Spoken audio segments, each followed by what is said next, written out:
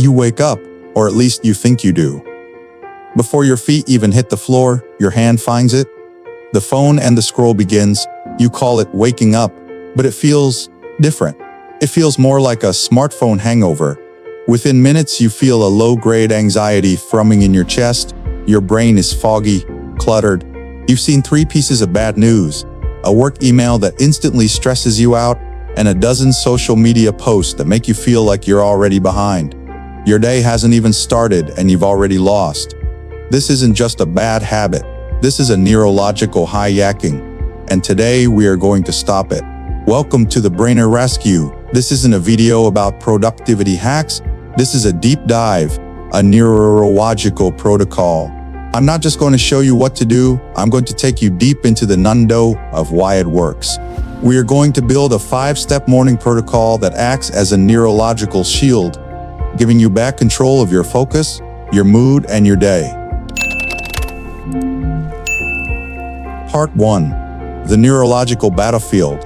Your brain on, wake up, vote. To win the day, you have to understand the battle, and that battle is fought and won in the first 30 minutes after you open your eyes. In this window, your brain is in its most vulnerable, most suggestible state. It's a delicate transition is happening, and your phone is a sledgehammer. This battle is defined by 3 key players: cortisol, dopamine, and your prefrontal cortex. First, let's talk about cortisol. We call it the stress hormone, but in the morning it's actually the alertness hormone.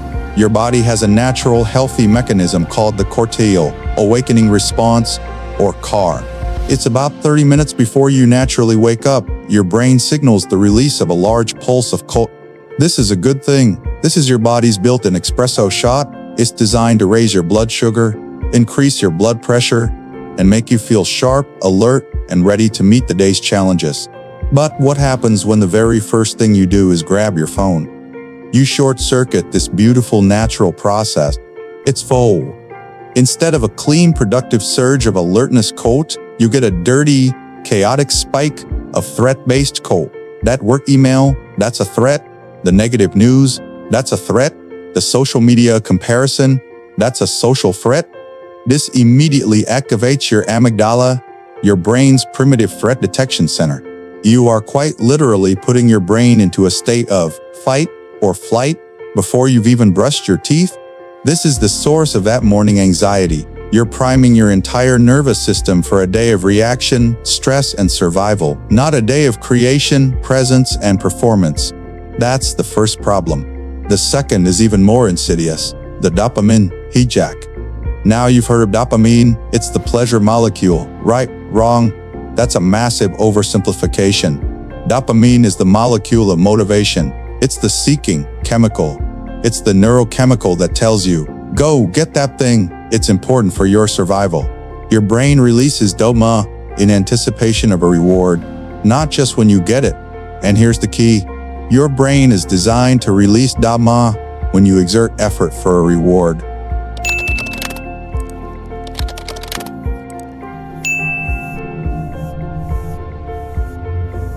Think about our ancestors. You see a fruit tree in the distance. Dopamine spike. Go get it. You have to climb the tree. Effort. You eat the fruit. Reward. Your brain logs this. Effort equals reward. This is a healthy, sustainable motivation loop. Your phone destroys this loop. It offers what neuroscientists call a variable reward schedule. You scroll, boring, and then BAM, a funny video, a validation from a like, a juicy piece of gossip.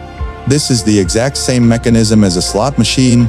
It's an infinite feed of cheap, unearned, effort-free dopamine. When you flood your brain with this junk food dopamine first thing in the morning, you set your dopamine baseline for the day at an artificially high level. What happens next when it's time to do actual work? To write that report, to make that sales call, to study for that exam? Oh, your brain looks at that task and says, are you kidding me? That's going to take effort, and the dopamine reward is hours away. Why would I do that when I can just tap this glass rectangle and get a reward right now? You have in effect fried your entire motivation system for the day. You're not lazy, your brain is just chemically compromised. This leads us to the third and final casualty, the prefrontal cortex.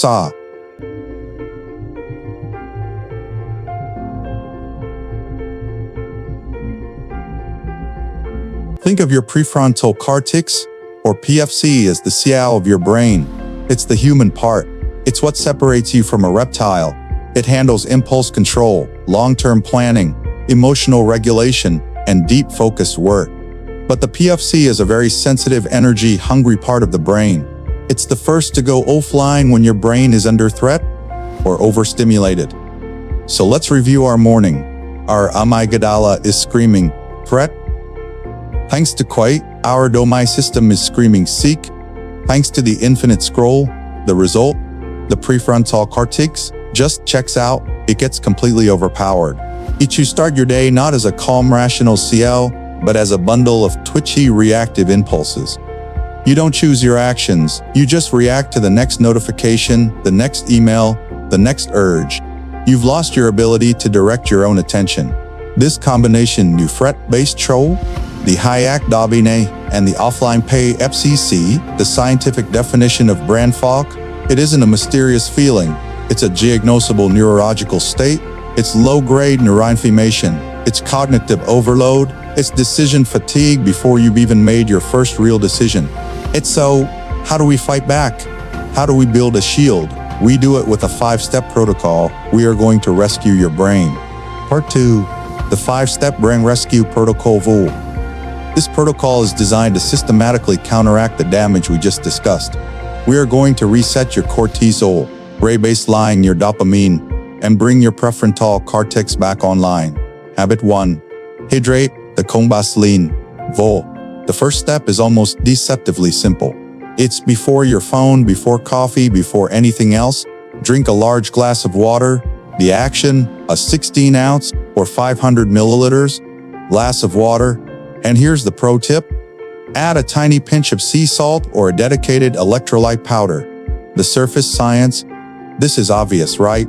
Your brain is about 75% water. After 8 hours of sleep, you are dehydrated, period. The deep science. But it's much deeper than just being thirsty.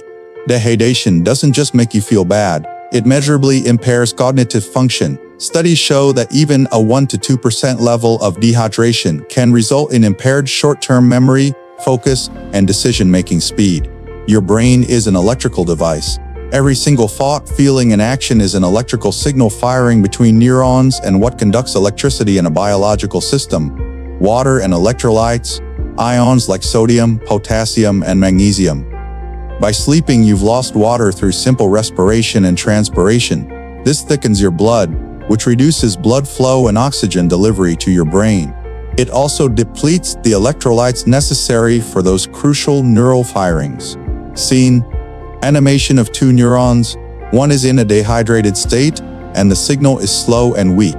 The other is hydrated with electrolytes, and the signal is fast, bright, and clean. It's VO. When you drink that glass of water with a pinch of salt, you are not just hydrating. You are giving your brain the literal fuel it needs to conduct electricity. You are restoring the cognitive baseline. Now, why before coffee? I love coffee, but caffeine is a vasoconstrictor. Z narrows your blood vessels, and it's a diuretic. It's hydrating first is like giving your brain a shower before you jolt it with a stimulant. You are providing the fundamental solvent for every chemical reaction before you start adding more chemicals to the mix. It's the foundation for everything else we're about to do. Habit 2. Move your body, the neurochemical factory. VA. The second step is to become your own neurochemical factory. The action. 10 minutes of light physical movement. I'm not talking about a grueling workout. I'm talking about a brisk walk, jumping jacks, yoga stretches, shadow boxing, dancing in your kitchen. Just get your heart rate up. The surface science. This wakes you up, right? It gets the blood flowing. The deep science. Yes, but what is that blood carrying?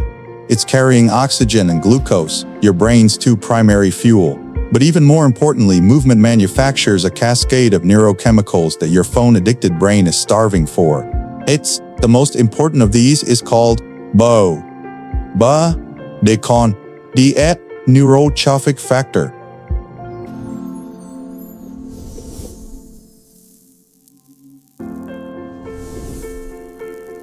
I want you to remember this one.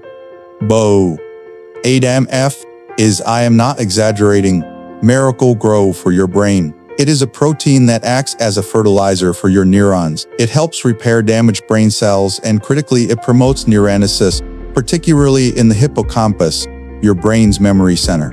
Every time you scroll, you are in a passive consumptive state. When you move, you are in an active generative state. You are literally building a better brain. But that's not all. This 10 minutes of movement also releases a cocktail of other chemicals. You get a spike of norepinephrine, which sharpens your focus. You get a release of endorphins, which are natural painkillers and mood elevators. And most importantly, you get a release of dopamine. But this is not the cheap passive slot machine dopamine from your phone. This is effort-based dopamine. You are teaching your brain at a fundamental level the correct lesson. When I exert physical effort, I will be rewarded. You are actively rewiring and resensitizing your dopamine system. You are starting your day by proving to your brain that you are the source of your reward, not a glowing rectangle. Habit 3. Get morning sunlight, the master clock, vol. You've hydrated your brain, you've manufactured your own neurochemicals. Now, it's time to set your master clock. The action: get 5 to 10 minutes of direct morning sunlight. Go outside if you can't, stand by a wide open window, and critically, no sunglasses. The surface science. This helps set your body's circadian rhythm, your 24-hour sleep-wake cycle. The deep science. This is one of the most powerful and least utilized tools we have. The mechanism is stunningly precise. Inside your retina, you have specialized cells called photosensitive ganglion cells. They are not for vision. They have one job: to detect the specific quality and angle of low-angle morning sunlight. When that specific wavelength of light hits these cells, they send a direct signal, now biological tip, force down your optic nerve to a tiny region in the center of your brain called the suprachiasmatic nucleus, or ZNCN.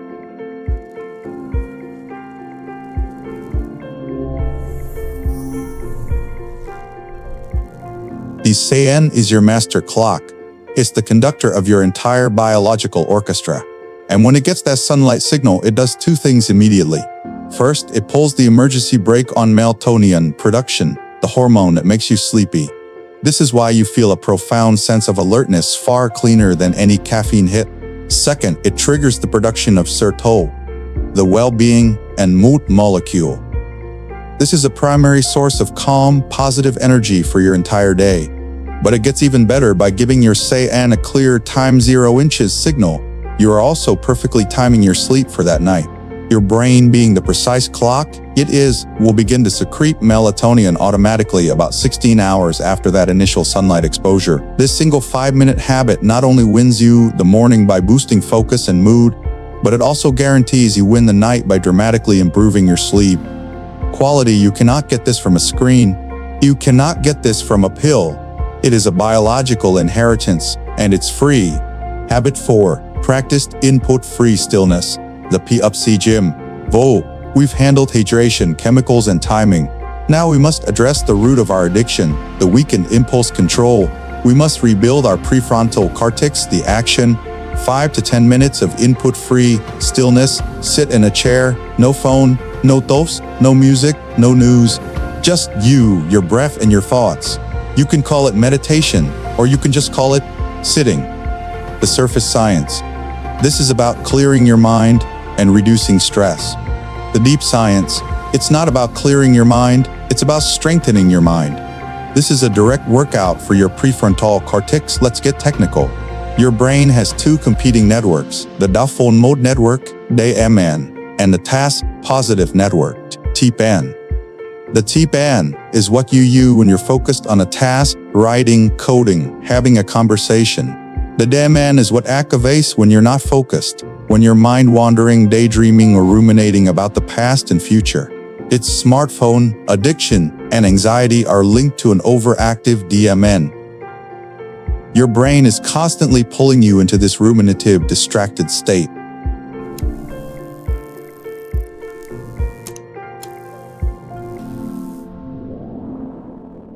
When you sit in silence, your DMN will go crazy. You'll think about your to-do list, that thing you said yesterday, what to eat for lunch.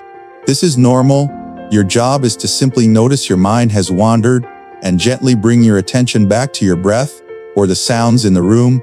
That single moment of noticing and returning, that is the bicep curl for your prefrontal cortex. You are strengthening the neural pathways that allow you to consciously direct your attention. You are training your brain's say-oh to be the boss again. When you do this, you are no longer a victim of your impulses. You build a pause between an urge, like the urge to check your phone, and your response. This practice is the antidote to the reflexive, impulsive behavior your phone has trained into you. It's the most important workout of your day. Habit 5. Von your one big thing. The proactive filter. VO. You've reset your baseline. You built your chemicals. You've set your clock. You've trained your focus. Now, and only now, is it time to engage, but not by reacting, by intending. The action, after the other 4 habits are complete, take out a physical piece of paper and a pen. It's not your phone's notes app. Write down the one most important thing you need to accomplish today. Your one big thing, the surface science. This helps you prioritize and sets a goal for the day. The deep science. This is about programming your brain's filter. You are priming your reticular activating system, or RAS. The RAS is a bundle of nerves in your brainstem that acts as the gatekeeper for all incoming information. It's the filter that decides what you notice and what you ignore. Have you ever bought a new car and suddenly you see that car everywhere? That's your RAS having been told, this is now important.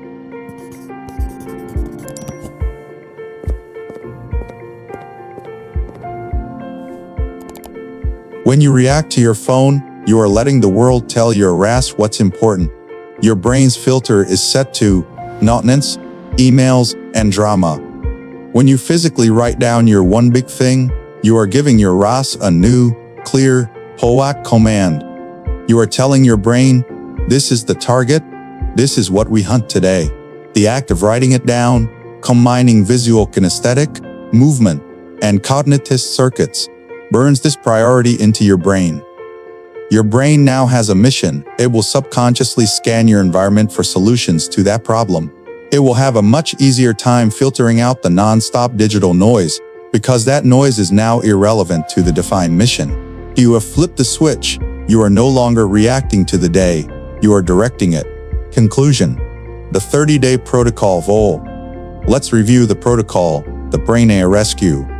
We didn't just list 5 nice ideas. We built a neurological shield brick by brick, hijacking. The cognitive baseline for your brain's electrical grid, movement, the neurochemical factory for BDNF, and effort-based Dopamine. Sunlight, the master clock to set your mood, stillness, the PFC gym to rebuild your focus and impulse control. Intention, the proactive filter to program your brain for mission-critical success. Your smartphone is a tool. It's one of the most powerful tools ever created. But for too many of us, we have become its tool. It's time to reverse that relationship. This isn't easy. You are fighting against billions of dollars of engineering designed to keep you hooked. So here's my challenge to you. Don't just try this, commit to the 30-day protocol. You don't have to do all 5 habits at once. Start with 3, just 3 of these habits, every single morning for 30 consecutive days. Before you check your phone, your brain is not broken, it's just been hijacked. With this protocol, you can take it back. You can rescue your focus, reclaim your clarity, and finally, choose how you want to live.